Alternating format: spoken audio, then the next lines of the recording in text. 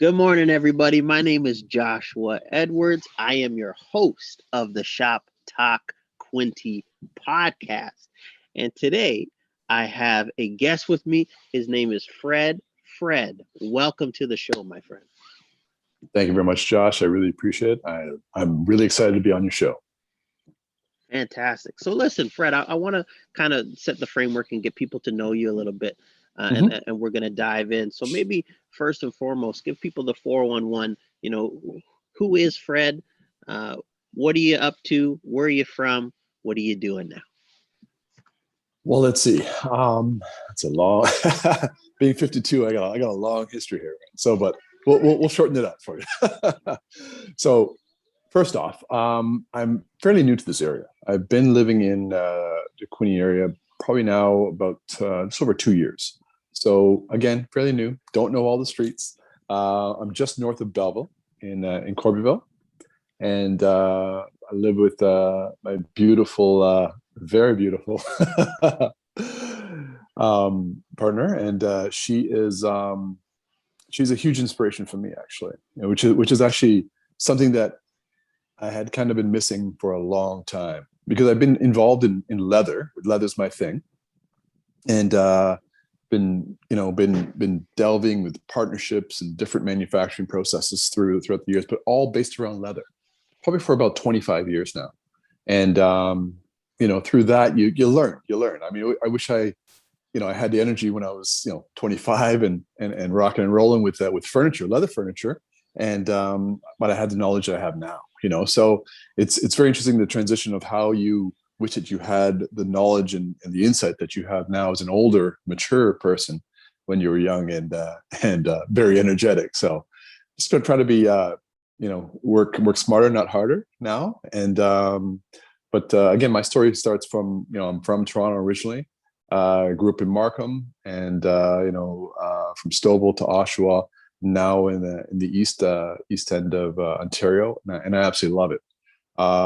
It's actually, amazingly enough, it's one of the most inspirational places I've ever been, with like-minded individuals who are very, very in tune for the entrepreneur mentality, to really, got to do it myself. I can do it myself. There's no, the opportunities pass you by. People here, they just jump on opportunities, which I think is fantastic. So it's really inspired me to really kind of say, hey, you know what, let's take what I know and really kind of jump on that and thrive. And I feel like I've almost renewed energy, which is amazing, So I'm really excited about how the future looks, and some stuff that's going on. It's pretty interesting. So again, my thing is leather. I've dealt from large pieces to small pieces to little pieces like this, which well, this day is coming. But in respect to the how I've been, looking from the outside, when you're dealing with manufacturing, you're really left at the hands of the manufacturer. So you may have the great idea, which I've had a lot of really great ideas and been partners with people who have a lot of great ideas. But you've been really hang tied by the manufacturing process. So delays, product delays, personnel issues, labor issues, all these things that really kind of say, you have a great idea, but you're going to have to wait until it's done, until you can actually bring it to market. So that is something that really, when I got here, I really kind of stepped back and say, hey, okay, I'm away from Toronto, where all my resources are. What do I do? So I got a machine. I said, you know what? I've been sitting beside sewers for the past 25 years. You think I'd pick up something, So, I didn't realize how much I did pick up. And I have some really good local resources which helped out. But I'm sewing, and I always thought, men don't sew. Well, guess what? Men sew, and they sew damn good. So I am, as ground floor as possible. Industrial machine to like a little personal machine, two very different. It's a beast, very powerful machine. But you know what? I just kind of put it along, and I got my machine back in August of last year, and I'm doing some really, really nice stuff, which it's just practice, and it just and the knowledge of how leather works and reacts to different pressures and so forth. It kind of tied in nicely with the sewing. So it's been an adventure. It's been a hell of an adventure, and I'm really, really excited about the future. And this Christmas was actually pretty interesting because I was able to get a lot of product out to people that reaching out through Facebook, Marketplace, and through IG. And I've created a nice little niche for myself with where people really appreciate those very unique leather gifts that they know. I mean, leather will last forever. I have a leather belt, a leather wallet from when I was a kid. It's just leather just lasts. So any questions in regards to the education of leather, I can pretty well answer because I've seen the process right from the start to an actual finished piece. So that really helps. It's not just me just having a liking for leather and just saying, hey, you know what, let's just try this. Well, I have quite the knowledge, and again, been through many processes of manufacturing with this product, and it's something that it never ceased to amaze me how flexible this product is. But the main thing is that as a byproduct, I always get to ask this question. That's a very interesting question. People ask about leather furniture. So leather furniture is like, oh, it's so cold, it's so hot. Leather furniture is the most durable furniture you'll ever have. But don't be fooled by just the surface. With when I was in manufacturing, and I structure actually my products around this now, is that be focused on what you can't see, right? So it's all the little turns that you do with leather. With leather furniture, it's all about the bones. It's what you can't see, right? So I learned something from a very seasoned leather manufacturer. He said he had me look walk up to a sofa and say, "So what do you think?" I said, "It's beautiful." He goes, no. He turned the sofa around, looked at the back of the sofa, and he goes, "What do you think?" I go, "It's okay." He said, "That back is just as important as what you do see, right? So everything that you see, so the tightness, the fit, everything that you see and don't see is just as important, right?" So I learned that, and I always kind of look at the aspects of manufacturing, is that what people don't see is just as important as what you do see, right? So you may see a great piece, but you know what? In 3 years, unfortunately, we see a lot of leather sofas at the end of driveways now. So it's that cyclical thing of transitioning people to understand that it's not always about price; it's about the quality. So I like to look at leather as legacy pieces. So no matter what I'm working on, if it's just a simple wallet or a beautiful bag, I look at as something that you can always, hand down to a child or a family member or a partner. You know what I mean? So it's just as important, and I think it tells a story much more than just a piece that is just a good price. You know what I mean? So yeah, I mean, it's part of those learning experiences that it's not always about the masses. I'd rather sell 100 really good pieces than 100,000 pieces that are just kind of and they'll be coming back to me eventually saying, so quality really is key, and it really plays into what I'm trying to create here. And awesome, for the customers that have been very receptive to it, they realize that, and I'm really appreciative of that fact. So again, for me, it's just getting the notice out, or letting people know that this is a place where they are heard, and we can do some really special stuff, really custom stuff. So yeah, it's awesome. All good. That's awesome. Thank you. Fred. Thank you. And interestingly enough, I appreciate the dad wallet. I got 2 sons of my own, and all right. Might have to look into one of those. Absolutely. I always like to ask this question because it kind of digs deep into, kind of to your earlier point. The back is just as important as the front, and to me, the why we're doing something is just as important as what we're actually doing. So if I Exactly. was to ask you the question, um, what, why are you doing this?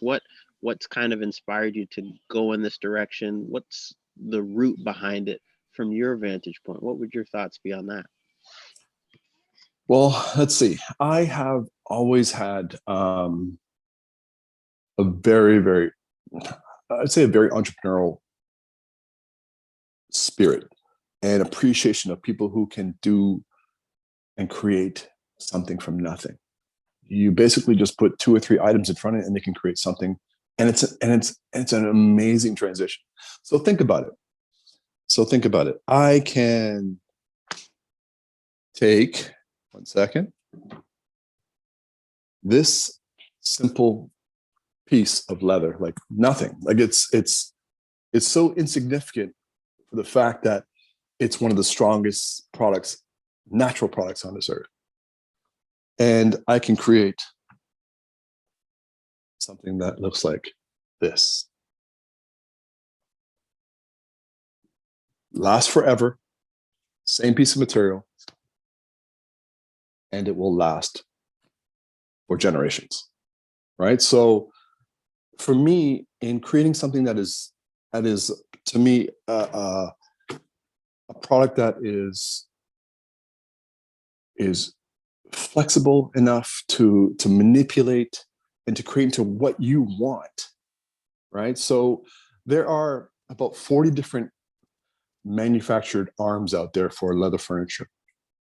You think 40, like how do you know that? Like what do you do? Count that? Like it literally comes down from years of experience, but there are just as many inner linings. There's just as many types of leather, much more types of leather, thicknesses of leather. Like when a leather comes off, is that byproduct. It's about this thick, right? So every type of manufacturing gets their cut, right? So you got your top grade, and it just withers down. So until you get like down here, which is basically like your genuine leather, it's a lot of the offcut, and it can bond it back together, and you get like a biecast type material. But ideally, it's this thick, right? So the closer you get to the top, is the better the quality. But the key thing is, what a lot of people don't understand is that when you go into like I'm not going to say names here, but a local dealer or sales environment for like leather furniture or even clothes, the more perfect that leather looks is actually the more corrected it is, right? So in that education process, to really give people that sense of, if I can show, like for instance, if I can show myself, I can open myself up, I can lay myself out, and I have all these scars over my life, my 52 years. It's the exact same thing with an animal. So it shows their life, it shows their complete, the exposures that they've had, the little bites. Like I've got a scar from when I was 5 years old. It's still there, like it's still visible, like it was yesterday. It's the exact same thing, right? So when getting into this business, I fell in love with that fact of that natural aspect of saying, you know what, this is as natural as it gets. There's nothing else in manufacturing that could give me that sense of creation that comes from creation. You know what I mean? Like it's. I gotta ask you this question, Fred, because this might tie into what you're talking about. Like, I'm Mhm. really, really interested now in like a question around like, if I was to ask, what are your top three values? Uh, what would your thought and perspective be on that, and how do you believe that relates to what you're doing? Wow. You know what? Top three, integrity. That is, to me, is I can't even. It is the one thing that, as a parent, I have three kids as well, and that I would say it's the top thing that I can pass on. And when you have a product that you make with that type of integrity, it truly is just an extension of yourself. So, um, and just being honorable, be someone who honors the product. You know what I mean? Like it's in relation to the product. Like I don't want to ever disrespect this product, and I want to make it more beautiful, more succulent, more attractive. You know, so I try to do something that is very unique in process, and that process is embossing. Like I do embossing leather. Like you see, like the dad, like that process itself. I created that about 25 years ago. And I'm probably one of maybe a handful, very small, not even a solid dozen people that actually do this process in the world. So it's very unique. It's a very niche component. And I'm extremely proud to be able to actually take an image, take a logo, take an idea, and push the leather as hard, as high as I possibly can push the leather. So that knowledge of respect for leather, and knowing how you can embellish it and create that wow factor is really something that I really, really cherish. But getting back to the integrity component, I've 3 kids. I have, and I have pushed these kids. I have pushed these kids to really embrace that aspect. I mean, again, to me, it's that number one thing you can really imprint on your kids, to have that integrity. And they've made me tremendously proud. Just being a dad moment, sorry. But I get it, man. That's yeah, awesome. you know, it really is. Yeah, it's the one thing that I'm proud of as a father, to really see that how people are receptive to them and say, wow, your kids really, you know, is really something. They kept their word. They work hard. That's all we can ask, right? So I'm really happy about that aspect. Now the third thing, um, I would have to say quality. And quality is many things. That's outside of the product, but the person, right? So what do you bring to someone's life? If you bring quality, then you bring such a vast aspect of calmness, knowing that that quality encompasses a feeling of comfort and knowing and and just it's hard to really kind of grasp quality. But I mean, quality is, I mean, you know what, there is that very, very old saying that, you know, that guy comes from quality. You know, I mean, I'm from the West Indian background, so it's a very, very common, that guy's quality. You know, quality means, it means everything. You can trust them, you can believe in them, they'll never let you down. All these aspects, kind of what we've been talking about before, encompasses all the integrity component. But it really is something that if you are of that, your core is that, then whatever you touch, whatever you create, whatever you believe in is quality, as far as I'm concerned.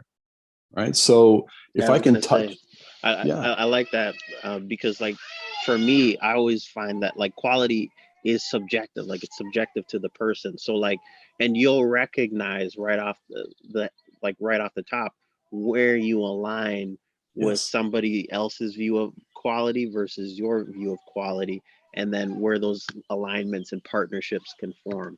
Very easy to absolutely, tell in having conversation and being able to look at that.